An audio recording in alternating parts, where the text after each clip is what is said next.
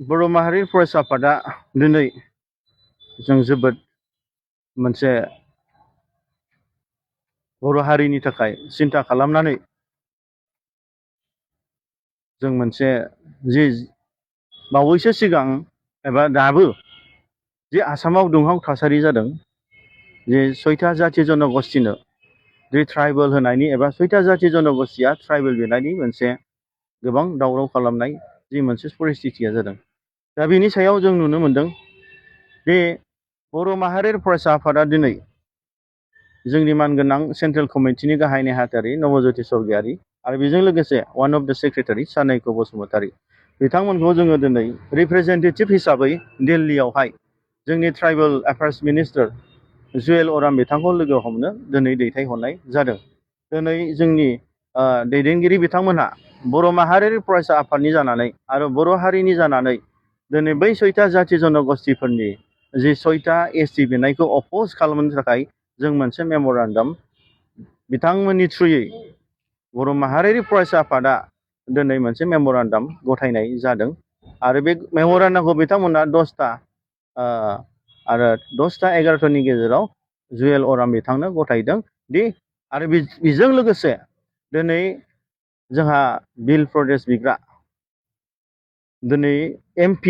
राजकुमार राव बिथांमोनजों एक्कम्पानि खालामदों आरो जुएल अरां बिथांजों जोंनि नैबे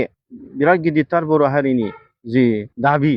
जि ट्राइबेल जाय बिथांमोना बिदों 6था जनजाति बिथांमोनहा बेखौ अपोज खालामनाय बे मेम'रेन्डामखौ साक्सेसफुलि बिथांमोननो दिनै होनो हाबाय आरो बेयावहाय जोंनि बर' माहारि फरायसाफोरा जोबोद गोजोननाय बिथांमोन दैदेनगिरि बिथांमोननो जों बावहरनाय थाबाय आरो बेजों लोगोसे जोङो मेम'रेन्डामनि गेजेरजों जोङो क्लियारलि जों दिनै फोरमायदों दि जोंनि ट्राइबेल एफेयार्स मिनिस्टार भारत सरकारनि जुएल अराम बिथांनो दि जोंहा दिनै बर'फ्रा एबा बर'फोरजों लोगोसे गोबां थागिबि ट्राइबेल सुबुं जाय बिथांमोना आसामाव दङ बिथांमोना दासिमबो जौगानायनि सुबिदा मोनाखै गोबाव सम आसाम सरकारजों दिनै बिथांमोना गादब जादों आरो बिनि गेजेराव दिनै भारतनि संबिधान बादि 6था जाथि जनगोष्ठी बिथांमोना खुनु एसटि मोननायनि क्राइटेरिया गैया आरो बेखौ बिथांमोना जर जबस्ति जोंनि ट्राइबेलफोरखौ दिनै नेवसिनानै बिथांमोनखौ दिनै सनमान होआलासिनो दे बिथांमोना ट्राइबेल जानो नागिरनाय बियो भारतनि संबिधान बादि दिनै खुनु मोनसे गनायथाव नङा होननानै बिथांखौ जों खावलायनाय जादों आरो बिनि गेजेरजों खुनु बर' माहारियारि फरायसा आफादा एसटि होनाय 6था जाथि जनगोष्ठीनो खुनु जों बनसु हिसाबै बर' माहारियारि फरायसा आफाद हिसाबै आरो बर' हारि हिसाबै जों खुनु बेखौ एक्सेप्ट खालामनो हाया गतिके बेखौ टटेलि रिजेक्ट खालामनांगौ आरो अपोज खालामनांगौ होननानै जोंनि मानगोनां भारतनि ट्राइबेल एफेयार्स मिनिस्टार मिस्टार जुएल अराम बिथांखौ जोङो बे मेम'रेन्डामनि गेजेरजों जों खावलायनाय जादों।